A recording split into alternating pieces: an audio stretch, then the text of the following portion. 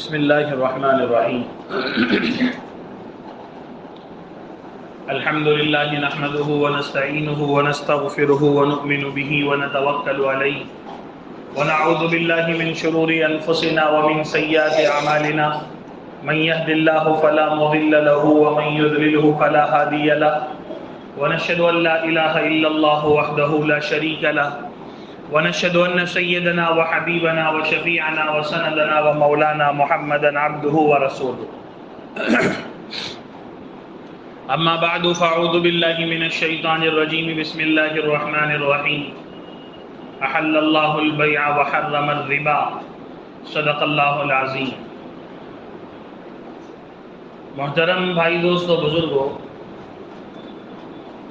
اللہ رب العزت کا بڑا احسان و کرم ہے کہ اللہ رب العزت نے ہم تمام کو صحیح سالم پیدا کیا اور اللہ پاک نے ہم سب کو بے شمار نعمتیں عطا فرمائی. ان نعمتوں میں بہت بڑی نعمت ہمارے لیے ایمان ہے. کلمہ طیبہ کا پڑھنا، اللہ کو ماننا، نبی کریم صلی اللہ علیہ وسلم پر ایمان لانا، یہ بہت بڑی نعمت ہے. لیکن یہاں علماء کرام نے ایک بات یہ لکھی کہ ایمان نعمت تو بہت بڑی ہے اور ہمارے پاس بھی ہے، لیکن وہ نعمت ہمارے حق میں اس وقت نعمت ہوگی جب ہم اس ایمان کو بچا کر اپنی قبر میں لے کے جائیں گے.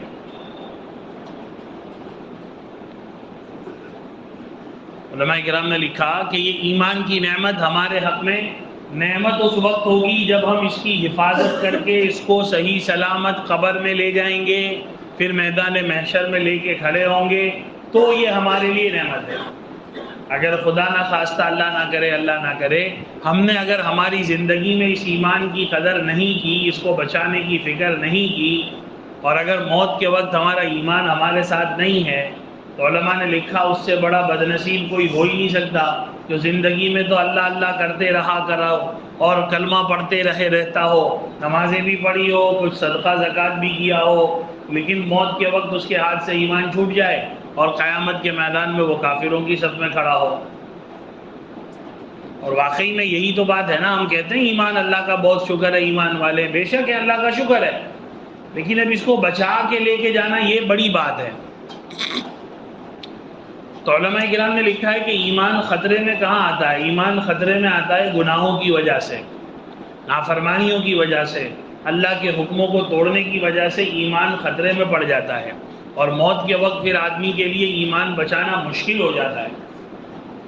اس لیے ہم سب اس کی بہت فکر کریں کہ یہ ہمارے حق میں نعمت اسی وقت ہوگا ایمان جب ہم اس کو قبر تک بچا کے لے جائیں گے، موت کے وقت بچا کے لے جائیں گے، اپنی قبر میں حفاظت سے لے کے جائیں گے. ایک آدمی گھر سے نکلے، اس کے کیسے میں 50,000 کا بنڈل ہے، تو وہ سوچے میرے کیسے میں تو 50,000 ہے، بہت بڑی نعمت ہے، میں فلاں جگہ جاؤں گا اور یہ چیز خریدوں گا. لیکن اس جگہ جاتے جاتے راستے میں ہی کھیسا کٹ گیا یا گم ہو گئے یا چوری ہو گئے، تو اب وہ اس کے لیے کوئی کام کے ہی نہیں تھے نا. ایسے ہی ہمارا ایمان کا معاملہ ہے. شیطان کا بہت بڑا حملہ ہم سب پر یہ بھی ہے کہ شیطان اپنوں کو کیا سمجھاتا ہے؟ ارے اپنے تو مسلمان ہیں، اپنے تو اللہ کے بندے ہیں، اللہ ہمارے ساتھ ہے. بے شک کوئی شک کی بات نہیں ہے، لیکن اللہ نے قرآن میں یہ خود فرمایا کہ میں مومنوں کے ساتھ ہوں. میں کس کے ساتھ ہوں؟ میری مدد کس کے ساتھ ہے؟ تو اللہ نے قرآن میں فرمایا ان تنصروا اللہ ینصرکم، تم میری مدد کرو میں تمہاری کروں گا. اور مفسرین نے لکھا بھائی اللہ کو تو مدد کی ضرورت ہے ہی نہیں، ہم کیا اللہ کی مدد کریں؟ تو کہا اللہ کی مدد تو کرنے کی ہمیں کوئی ضرورت نہیں، اللہ تو خود قادر المطلق ہے. کہ یہاں اس سے مراد یہ ہے کہ تم میرے دین پہ چلو میں تمہاری مدد کروں گا. اور اللہ نے کیا کہا؟ ان اللہ مع الصابرین، اللہ صبر کرنے والوں کے ساتھ ہے، اور صبر تو ہم سے ہوتا ہی نہیں ہے. ہمارے یہاں عام طور پہ صبر کس کو کہتے ہیں؟ کوئی کو بیمار ہو گیا، اے بھائی تھوڑا صبر کر، کوئی کو کچھ تکلیف آ گئی، بھائی تھوڑا صبر کر. بے شک یہ بھی صبر ہے، لیکن صبر کا سب سے اعلیٰ درجہ جو ہے نا وہ کیا ہے؟ گناہ کو نہ کرنے کا صبر. یعنی ایک آدمی کو لگ رہا ہے کہ دیکھو وہ کیسے گناہ پہ گناہ کر رہا ہے اور مزے کر رہا ہے، لیکن یہ اللہ سے ڈرتے ہوئے اس گناہ سے بچ جائے اور اس پہ جو صبر کرے، یہ اصل صبر ہے. کہ گناہ کی لذت سے بچنے کا صبر، کہ اس کو لگتا ہے یہ حرام کمائی میں کتنا آگے بڑھ رہا ہے، لیکن نہیں میرے صبر کروں گا، میرے کو نہیں چاہیے ایسی حرام کی کمائی، اللہ دینا چاہے گا تو حلال دے گا تو ٹھیک ہے، ورنہ اپنوں کو نہیں چاہیے، اپنے صبر کریں گے۔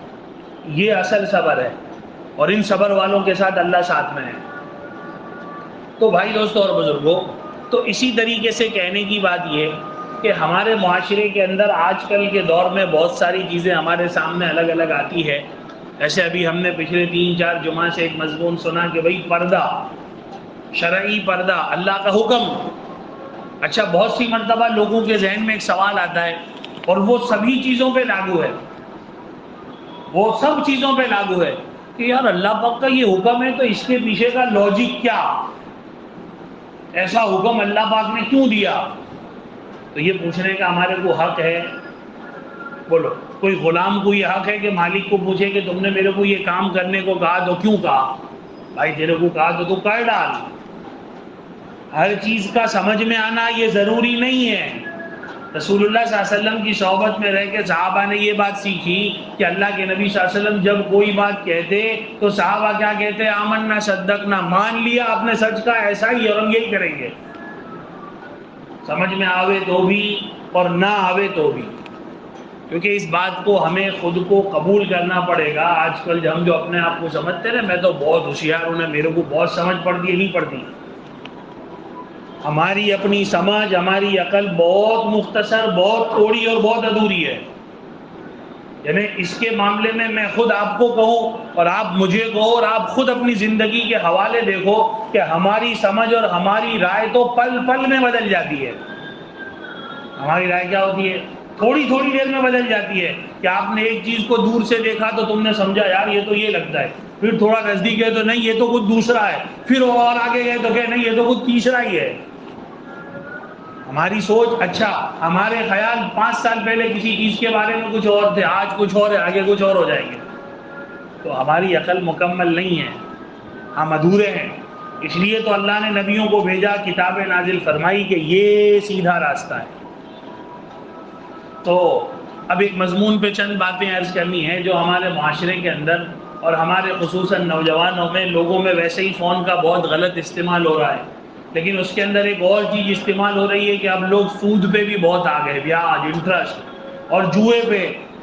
حالانکہ اللہ تعالیٰ قرآن میں خود فرماتے ہیں کہ جوئے سے بچو، اس سے آپس میں خانہ جنگیاں ہو جاتی ہے اور آپس کے اندر معاشرہ تباہ اور برباد ہو جاتا ہے۔ لیکن ہمارے یہاں لوگ اس کو سمجھتے نہیں ہیں، پوچھتے نہیں ہیں کہ یار ایسا کرنے کا، لوگ پوچھتے ہی نہیں ہیں، کرنے سے پہلے کوئی نہیں پوچھتا، حالانکہ وہ پوچھنے کی چیز ہے۔ آج ہم سب لوگ تجارت کرتے ہیں، کاروبار کرتے ہیں، سارے کچھ کام کرتے ہیں، ہونا یہ چاہیے کہ اس کے کرنے سے پہلے جس طرح سے ہم یہ تحقیق کرتے ہیں کہ کون سے ایریے میں دکان لیوا ہے، یا کیا مال بیچا ہوا ہے، کیسا ڈسپلے کریں، وہ سب کچھ کوشش کرتے ہیں، تو اس کے ساتھ پہلے یہ کوشش ہونی چاہیے کہ اس کے شریعت کے احکام کیا ہیں۔ حضرت عمر رضی اللہ تعالیٰ عنہ کے دور خلافت میں حضرت عمر کا یہ معمول تھا کہ وہ اکثر و بیشتر بازار جاتے تھے، کچھ خریدنے کے لیے نہیں جاتے تھے، ایسے ہی بازار میں چکر مارتے مارتے کوئی بھی دکان والے کے پاس چلے جاؤ اور اس کو بلاؤ ادھر آ، اگر تیرے پاس کوئی گراہک آوے نے ایسا مسئلہ ہو تو کیا کرنے کا؟ اگر وہ صحیح جواب دیتا ان مسائل کا شریعت کے مطابق تو کہتے ٹھیک ہے تمہاری دکان برابر ہے، دھندا کرو، اور اگر اس کو ان مسائل کا جواب نہیں آتا تو حضرت عمر کا فوری حکم ہوتا ابھی دکان بند کرو، مسجد نبوی میں جاؤ، ابو عبداللہ ابن مسعود کے پاس، ابو ہریرہ کے پاس، فلاں فلاں صحابی جو مسائل کے جانکار ہیں، پہلے تمہارے دھندے کے مسئلے سیکھو پھر دکان کھولیو۔ آج ہمارے یہاں کوئی اس کو پوچھتا نہیں ہے کہ یار یہ کروں۔ اب اللہ پاک نے دیکھو بعض چیزیں قرآن میں خاص نازل کی ہے جس کو یوں کہیں گے نصوص، بیزک بات ہے کہ اللہ پاک نے ایک حکم ارشاد فرمایا، احل اللہ البیع وحرم الربا، قرآن کی آیت ہے کہ اللہ نے تجارت کو حلال کیا، سود کو حرام کیا۔ اللہ نے تجارت کو حلال کیا اور سود کو حرام کیا۔ اب ہمارے کسی کے ذہن میں یہ خیال آوے کہ یار تجارت میں سود میں فرق کیا، دھندے میں بھی میں نے پیسے لگائے 10% نفع ہوا تو 110 ہو گئے، کوئی کو بیاج پہ بھی دیے نے 10% کے حساب سے دیے تو بھی 110 ہو گئے۔ آج کل کے لبرل جو آزاد خیال کے لوگ ہیں نا، وہ یہ کہتے ہیں تو تم ادھر سے کان پکڑو گے یہاں سے پکڑو، سب ایک ہی ہے نا. یہ ایک نہیں ہے. کیوں ایک نہیں ہے؟ کیونکہ ہم دنیا میں اپنی مرضی کے مالک بن کے نہیں آئے.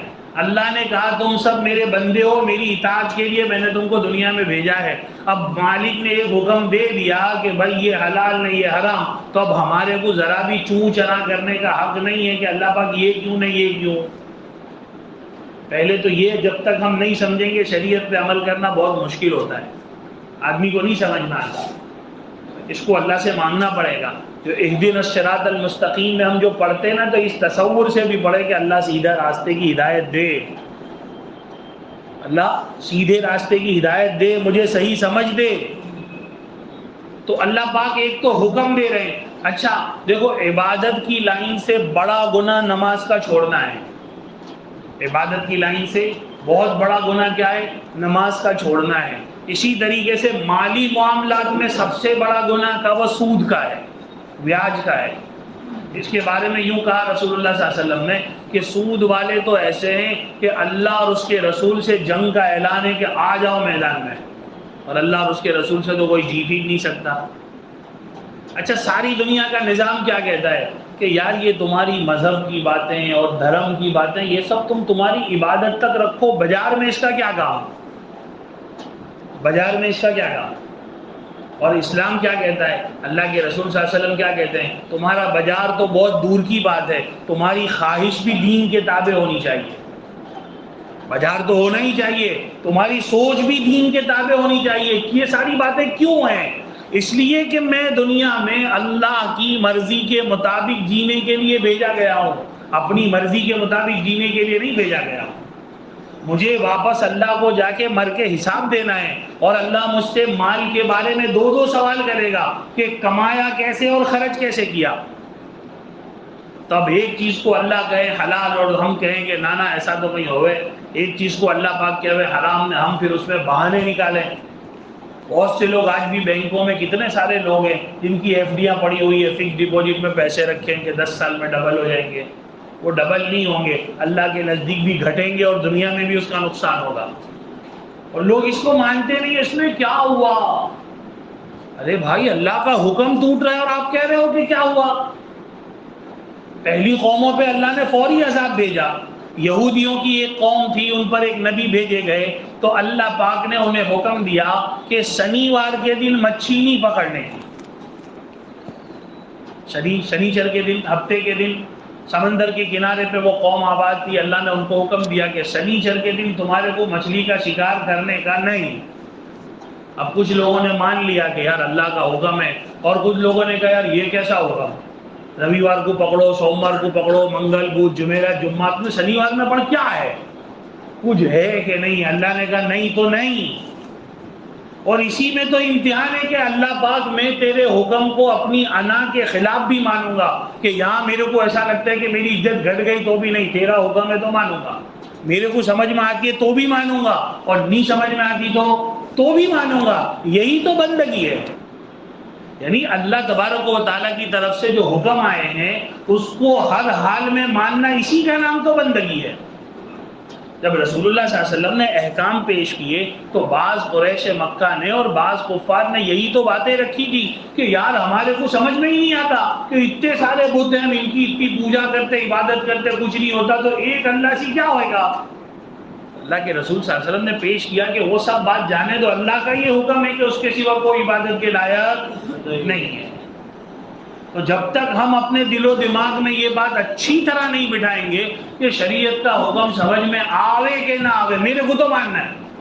دیکھو آج مزاج کیسا ہو گیا خبر ہے، کسی کے سامنے آپ سنت پیش کرو، یہ رسول اللہ کی سنت ہے کہ بیٹھ کے کھاؤ، بیٹھ کے پیو، سیدھے ہاتھ سے کھاؤ، چمچ سے مت کھاؤ، ایسے پانی پیو، تو آدمی کہتے ہیں سنت ہے. اور پھر اس کو یوں کو کہ وہ فلاں سائنٹسٹ نے تحقیق کری کہ اس میں یہ فائدے ہیں، تو یار یہ تو بہت بڑی بات ہے.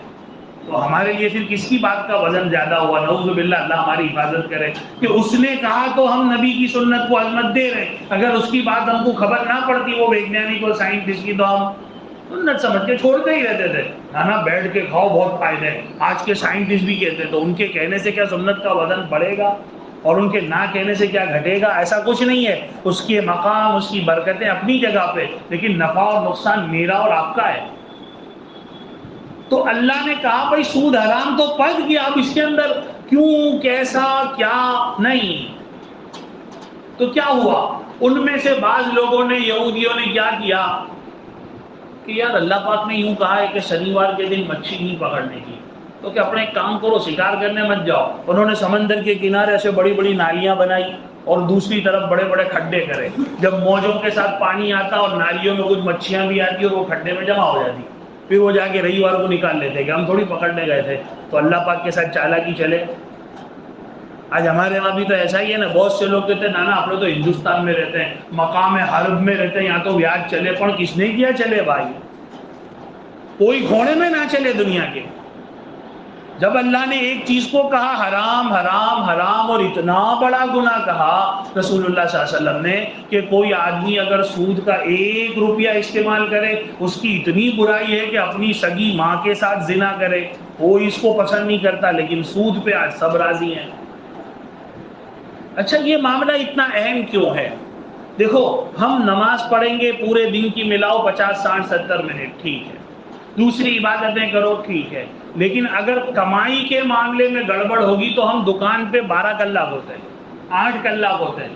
آدمی جتنا اپنے گھر والوں کے ساتھ نہیں ہوتا اتنا دھندے کے ساتھ ہوتا ہے. اس لیے اللہ کے رسول صلی اللہ علیہ وسلم نے تجارت اور ملازمت کے احکام تفصیل سے بتائے کہ اس کو بچنے کا تو بچنے کا. اللہ کا ایک حکم ہے تو صاف بات ہے. اچھا بہت سی چیزیں ایسی ہوتی ہیں کہ یار یہ سمجھ میں نہیں آتی، تو کوئی معنی نہیں، اللہ کا حکم سمجھ کے ہی مان لو. جیسے اللہ کا ایک حکم ہے، رسول اللہ صلی اللہ علیہ وسلم کا ایک طریقہ ہے اور شریعت کا حکم ہے کہ تمہارے لیے وہی جانور حلال ہے جس کو ذبح کرتے ہوئے بسم اللہ پڑھی جائے.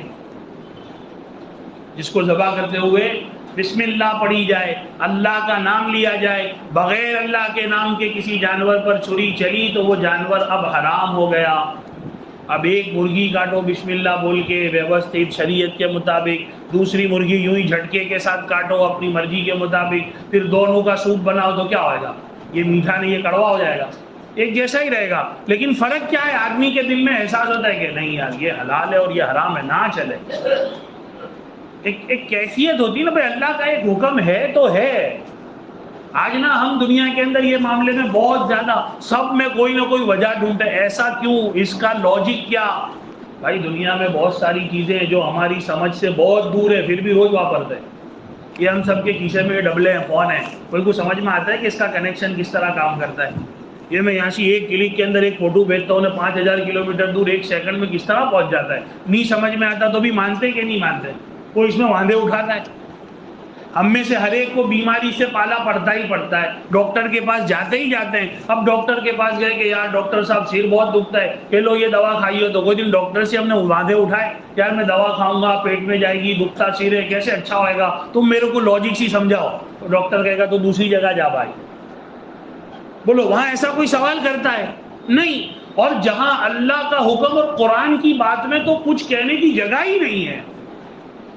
یعنی یہ بات اچھی طرح سمجھنی چاہیے مجھے اور آپ کو اور ہم سب کو کہ جس بات کو قرآن نے کہہ دیا اس میں تو ذرا بھی چوں چرا کرنے کی کوئی جگہ نہیں ہے. کہ اللہ نے کہہ دیا حرام تو ختم، پھر اس کا کوئی راستہ اور کوئی شکل ہو ہی نہیں سکتی. لیکن آج ہمارے یہاں سے کئی سارے اللہ اور علماء کو بھی ہدایت دے جو ادھر ادھر کے مار مچوڑ کے فتوے لا کے دے دیتے کہ نانا مقام حرب ہے ہندوستان ہے، یہاں تو چلے. پر کاشی چلے بھائی، اللہ نے حلال رستے رکھے ہیں، اس پہ جاؤ. اچھا ہم سمجھتے نہیں شریعت کے حکم کیا ہیں. رسول اللہ صلی اللہ علیہ وسلم کی خدمت میں حضرت بلال تشریف لائے. دیکھو ایک بیسک بڑا پیاری حدیث ہے، بخاری شریف کی حدیث ہے. لیکن یہاں بہت سارے ویپاری بیٹھے، لیکن اگر ہم ان کو کھڑا کر کے سوال کریں تو لوگ کنفیوز ہو جاوے یار یہ صحیح ہے کہ غلط ہے. انہوں نے لا کر کھجوریں پیش کی. اللہ کے رسول صلی اللہ علیہ وسلم نے پوچھا کہاں سے لائے؟ کہا خیبر سے. کہا خیبر میں ساری کھجوریں اس کے جیسی جو ہوتی ہے؟ تو کہ نہیں یا رسول اللہ صلی اللہ علیہ وسلم کچھ کم کوالٹی کی، کچھ تھوڑی اچھی، کچھ گھٹیا. تو کہ یہ کس طرح لائے؟ تو کہ یہاں یہ رواج ہے کہ 2 سیر، اپنے آسان بھاشا میں سمجھو تو کہ 2 کلو 2 نمبر کی کوالٹی کی کھجور دے کے 1 کلو 1 نمبر کی لے لی.